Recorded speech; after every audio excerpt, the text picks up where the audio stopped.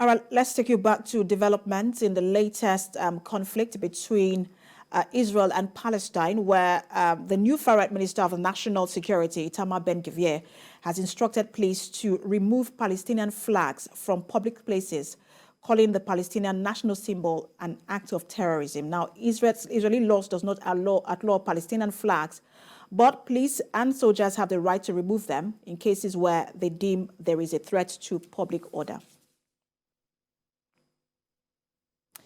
Joining me from Gaza to discuss the tensions around Palestine and Israel is a journalist, Ashraf Shannon. Good to have you join us. Hi, Precious. How are you? I'm doing well. Let me start by asking you this, because we know that this what really started this whole tension is the fact that Itamar Ben-Gvir had stepped foot into one of the holy sites, the Al-Aqsa Mosque. And that where this tension started from. And the latest is just the removal of Palestinian flags. Do you think that this is really about the Palestinian flags, or that is a symbol or euphemism for something bigger? I believe it's a euphemism for something bigger. Itamar Ben-Gvir represents the fanatics and the right-wing, ultra-Orthodox Jewish extremists inside Israel. Even Itamar Ben-Gvir himself is hated by a lot of Israelis, especially from the center and also from the left of Israeli society. Israeli officials from the previous government are campaigning right now to have people in Israel to go on the streets and protest against Ben-Gvir and Israeli Prime Minister Benjamin Netanyahu. Now, under Israeli law, holding a Palestinian flag is not illegal. Again, it's not illegal. It's just these are steps taken by Itamar Ben-Gvir to provoke Palestinians. Some even Israeli officials from the previous government have been saying that Itamar Ben-Gvir is trying to create a third intifada or Palestinian uprising within the Palestinian territories, and will likely cause more conflict between Palestine and Israel. And even yesterday, Amnesty International slammed the decision by Itamar Ben-Gvir to ban Palestinian flags, saying that this contravenes international law and also the basic law of the state of Israel for Palestinians, especially Israeli Arabs who remained and occupied Palestine just upon the creation of the state of Israel. They believe that the flag represents for them an identity, their Palestinian, Arab, and Islamic identity.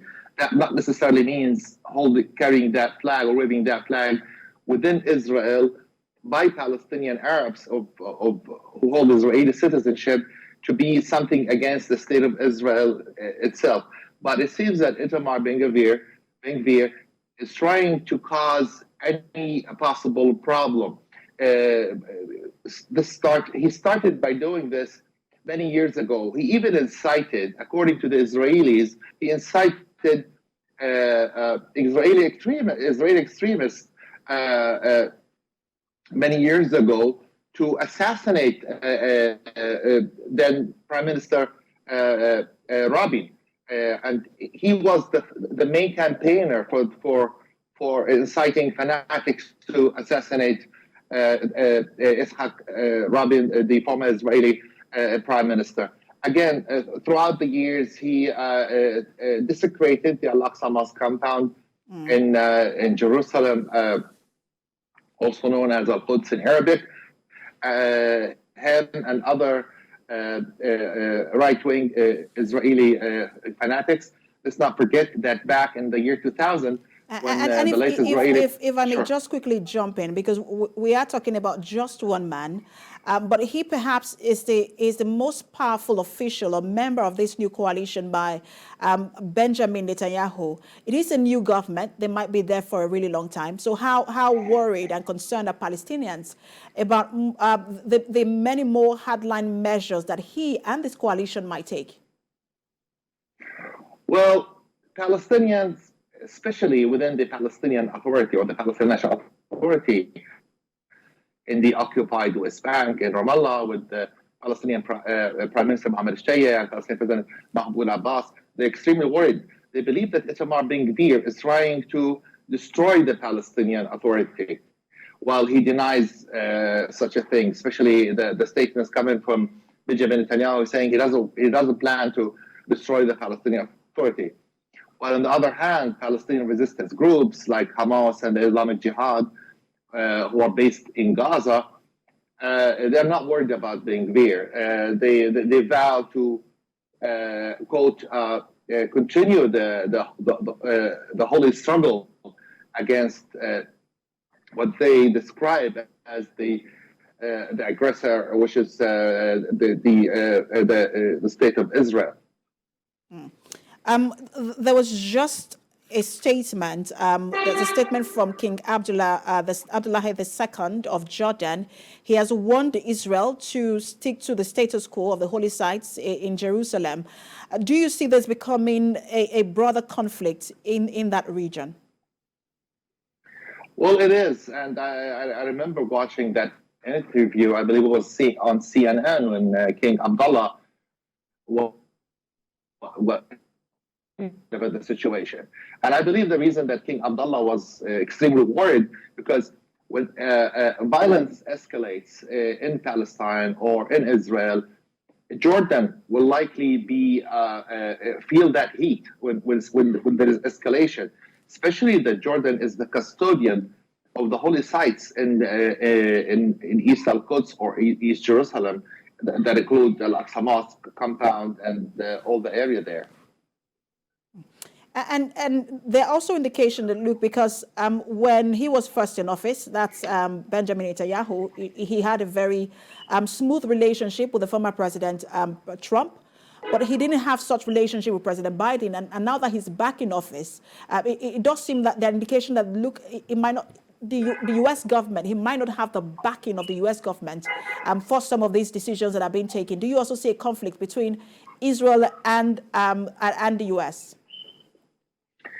I believe on the surface there is conflict as the current U.S. administration, Joe Biden administration, has been extremely critical of the right-wing government even before its formation, whether they're statements by U.S. Secretary of State Blinken or other American officials. But historically, the interests of Israel and the interests of the United States are the same, especially in the Middle East and the region. We have our eyes on situations there. But let me just ask you how, just before we let you go, how Palestinians are reacting, Palestinians in the occupied West Bank are reacting to all of this. Because, again, some of the police in that occupied West Bank, or the police most of the police there, especially those holy sites, are also controlled by Itamar Ben-Gvir. How are Palestinians reacting to all of this? Well, as I said before, the Palestinians are extremely worried. At the same time, what we're noticing, even before Ben-Gvir took office and also before Benjamin Netanyahu took office, there's an escalation in Palestinian resistance in the occupied West Bank. In previous years, we've seen Palestinian youth using stones, rocks. At the worst case, they would use Molotovs. Now they're using M16s and AK-47s to attack Israeli settlers and Israeli soldiers. And that never happened before, or almost never happened.